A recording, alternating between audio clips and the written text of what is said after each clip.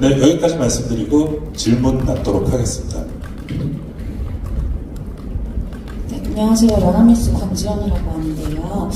최근 전국 상급종합병원 응급실에서 근무하던 응급의학과 전문 선생님들이 사직하고 있다는 소식이 계속 들리는데 혹시 의사회에서 이분들 어디로 가셨는지, 사직하고 지금 어디에 계신지 이런 것들 파악하고 계시는지 궁금하고요. 아마 좀 이따 의료개혁 특위 브리핑에서도 나올 것 같은데 지금 가장 우선적으로 주장하시는 의료사고 형사특례 법제와 관련해서 형사특례 적용 요건이나 범위에 있어서는 계속 검토를 하고 이거에 대해서 이제 감론을 많이 이어질 것 같은데 의사회에서 주장하시는 형사특례 적용 범위나 요건이 정확히 어떤 것인지 말씀 부탁드립니다.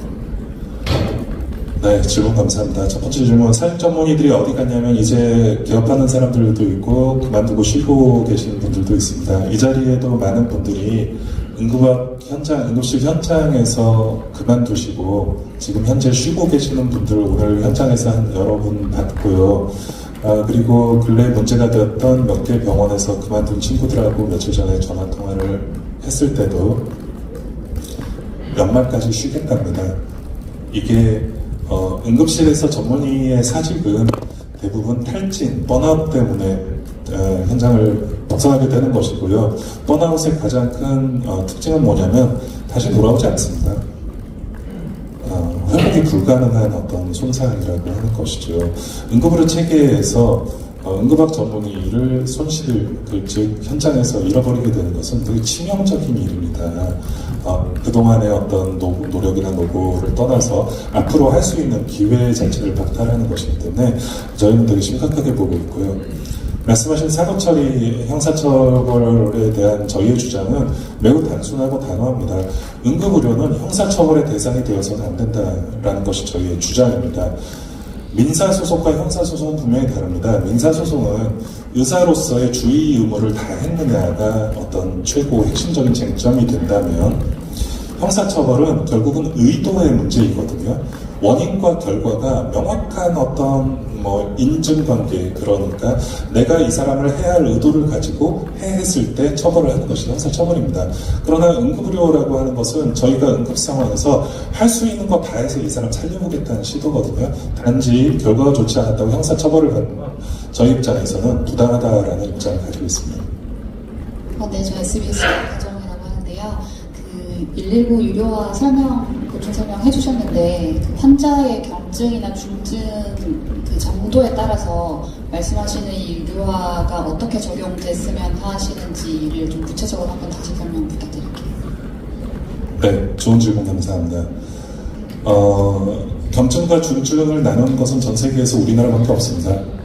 왜냐하면 그게 돈과 연관이 되기 때문에 저희는 그 부분을 반대를 하고 있는 것이고요. 왜냐하면 경증, 중증을 어디서 나누느냐 되게 중요하고 누가 나누느냐도 되게 중요합니다. 만약에 경증과 중증을 의사 보고 나누라고 한다면 그것은 이제 환자와 의사 간의 갈등의 소지가 됩니다.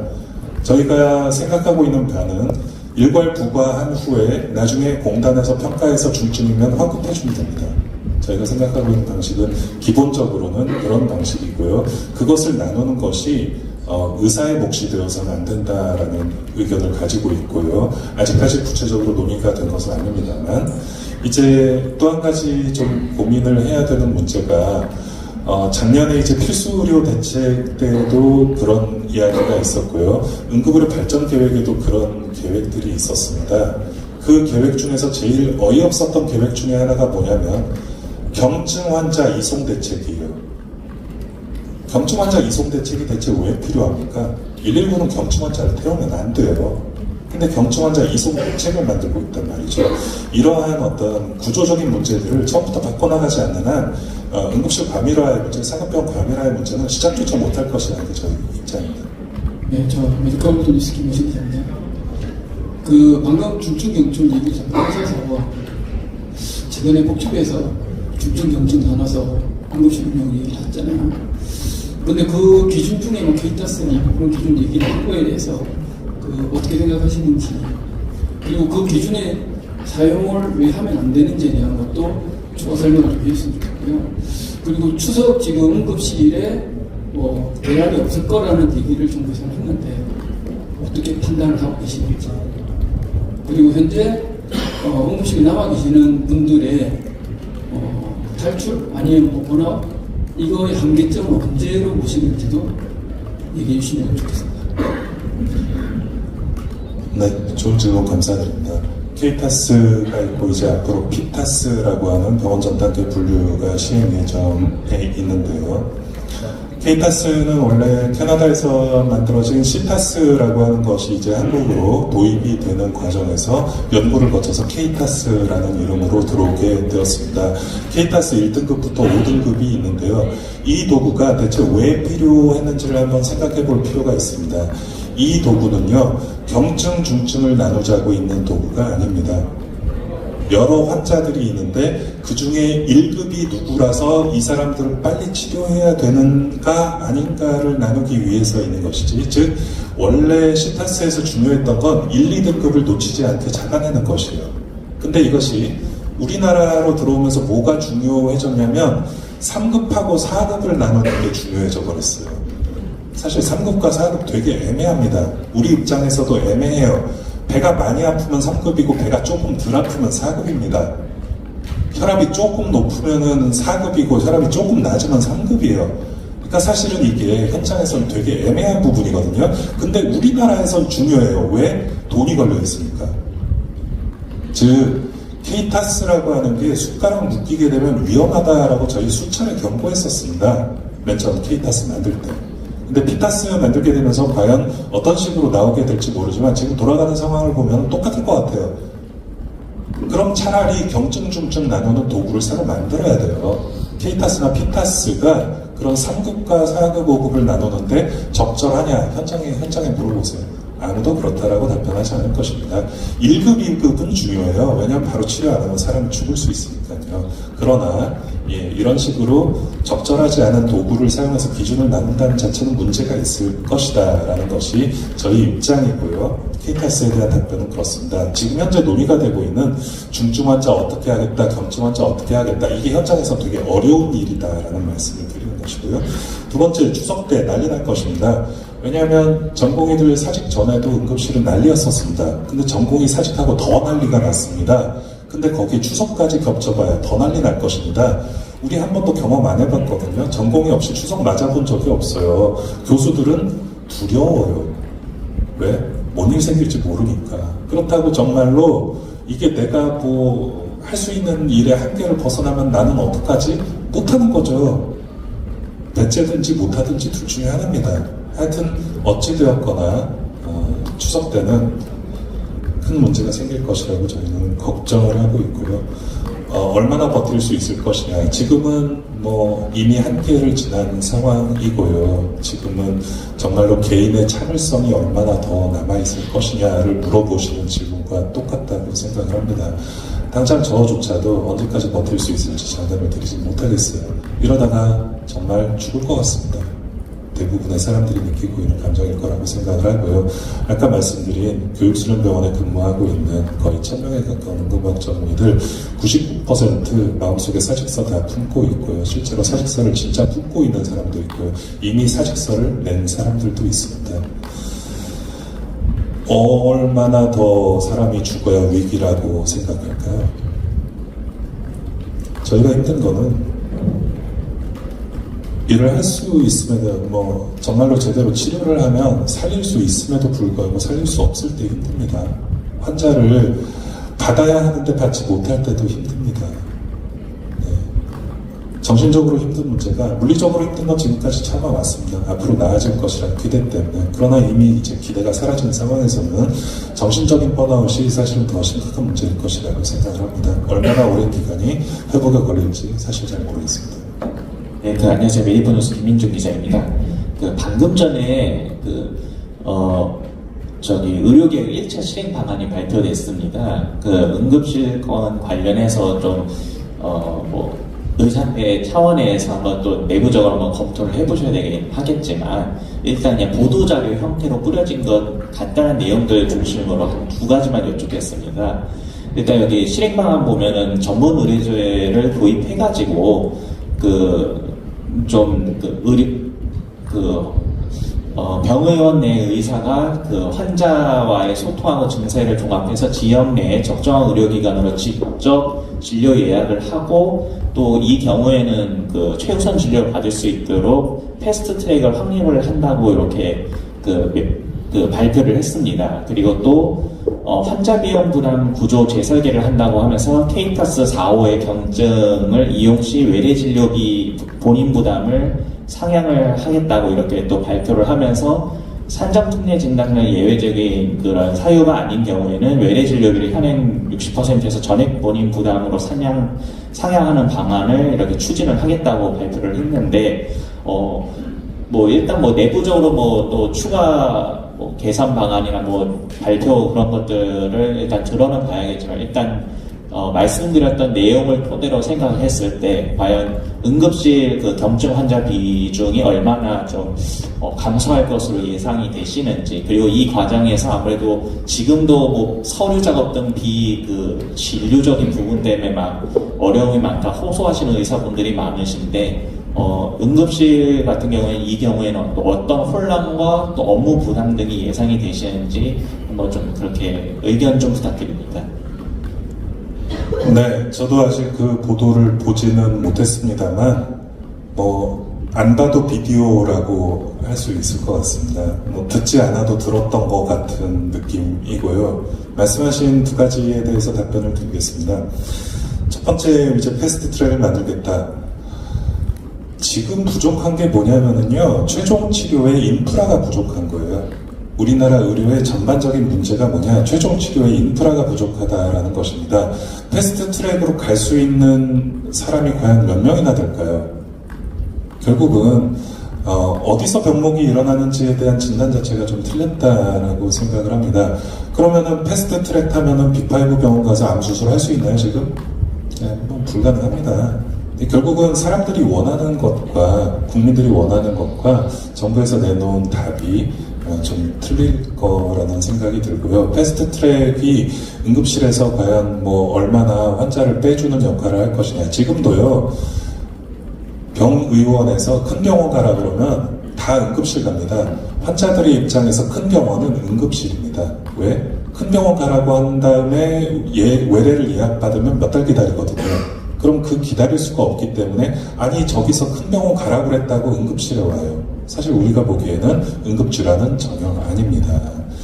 패스트 트랙이라고 하는 게 과연 실효성이 있을 것이냐, 결국은 받아주는 최종 치료 인프라가 있는 병원에서 그걸 억셉트를 해야 하는데 억셉트 할 수 있는 지금 역량이 되지 않을 것이라는 생각을 가지고 있고요. 두 번째, 케이타스 4호의 본인 부담을 증가하겠다. 실질적으로 병원의 수익이 증가하는 건 아니죠. 병원 수익은 똑같습니다. 결국은 공단이 내는 50%를 지금 내지 않겠다라고 하는 것을 보면 결국 최후의 승자는 보험공단인 것 같습니다. 그리고 그 욕은 누가 먹을 거냐면 현장에 있는 의사가 먹을 것입니다. 결국은 책임 회피 같다라는 생각이 좀 되게 많이 들고요. 과연 그 돈이 아까워서 안 오는 사람이 있을까라는 것과 두 가지를 말씀드리고 싶습니다. 돈 많은 사람 편하게 이용하겠네, 실손보험 있는 사람 편하게 이용하겠네, 이거 어떻게 벗어날 것이냐 말이죠. 두 번째로는 그럼 돈 없는 사람 죽으란 말이네, 이거 어떻게 벗어날 것이냐라는 점 해결해야 할 것이고요. 그 모든 비난을 응급실이 들을 것이라고 걱정하고 있어서 만약에 정말로 4호 등급 환자를 본인 부담 100% 할 거면 정부에 두 가지를 부탁드리고 싶습니다. 2월 20일에 무슨 일이 있었는지 다 기억하시죠? 2월 20일에 전공의들 나갈 때 그날 아침에 응급실 앞에 경찰차 배치했죠. 경찰차부터 배치해 주십시오. 그리고 응급실 접수마다 복지부 직원 배치해 주십시오. 그래서 경증 환자 돌려보내십시오. 말 안 들으면 데리고 가십시오. 그러지 않으면 이 방안은 의미 없다고 생각합니다. 마지막 질문은 제가 이해를 정확하게 했는지는 모르겠지만 사실 의사로서 제일 중요한 거는 환자를 보는 일이죠. 근데 시간이 가면 갈수록 환자 보는 일보다 행정 업무, 타이핑 치는 업무 이런 좀 환자 진료 이외의 일들에 너무 많은 시간들을 의사를 소모시키게 만듭니다. 그게 법적으로 중요할지 모르고 행정적으로 중요할지 모르지만 결과적으로 환자한테 이득이 되는 일일까요? 저는 그런 어떤 페이퍼워크나 행정적인 업무가 최소한으로 되어야 환자에게 최대의 이익이 간다라고 생각을 합니다. 지난서부터 보험사 제출용 모시기 떼가는 사람들까지 이 모든 것들을 간소화하지 않고 자꾸 이제 의사한테 부과를 하는 것은 적절한 방향은 아니라고 생각을 합니다. 네, TV조선 임사인입니다. 요즘 번역 의료센터 응급실 인력도 이제 모자란다 이런 얘기가 많이 나오는데 24시간 응급실을 운영하려면 이제 최소 인력이 몇 명이 돼야 되는 게 맞는지 우선 질문 드리고요. 두 번째는 아까 그 학술대회에서 해외에서 의사되기 세션도 진행을 하셨는데 실제로 이제 한국을 떠나서 해외로 진출하려는 그런 전문의나 전공의 선생님들이 응급의학과에서도 많은지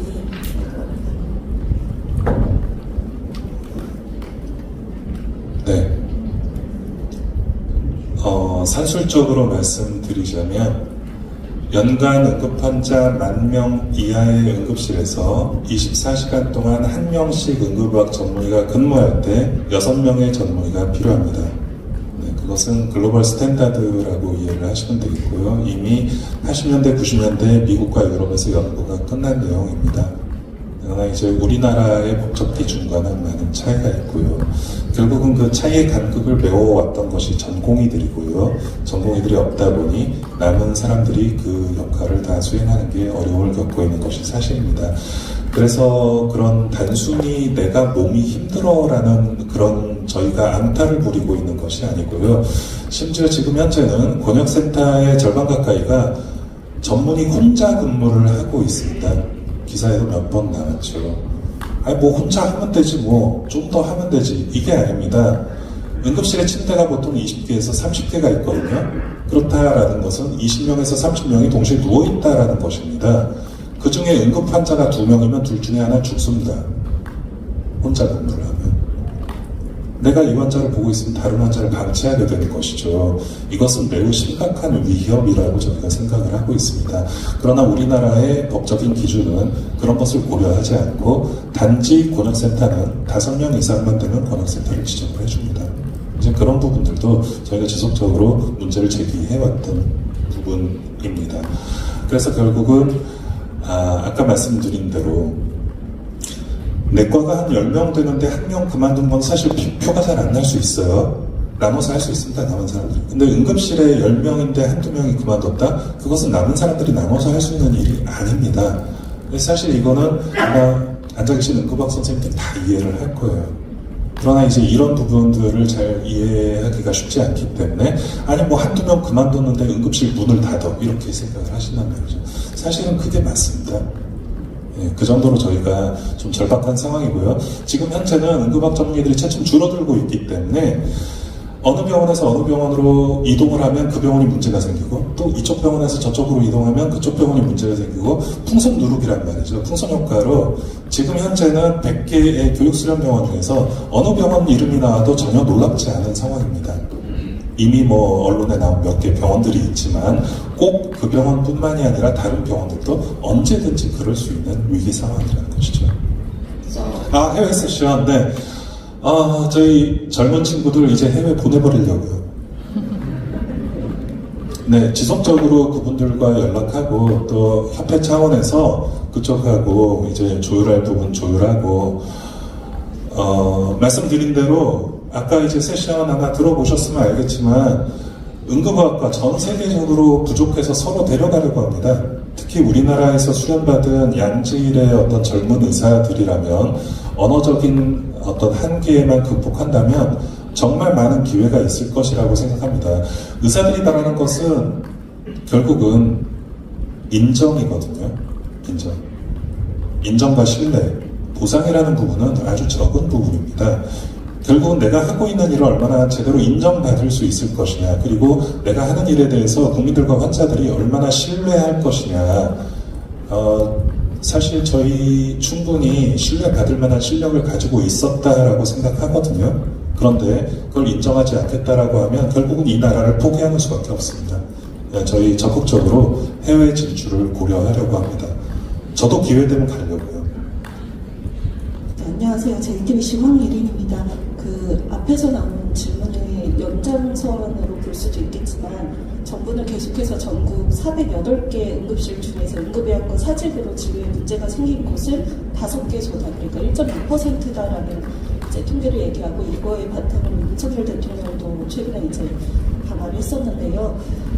이 수치에 대해서 어떻게 보시고, 이 수치가 만약에 좀 어떤 현장에서와의 괴리가 있다면 어떤 점에서 괴리가 있는지, 그리고 실제 현장은 그 전문의들이 떠나고 가서 어떤 차질들이 있는지 설명 부탁드리겠습니다.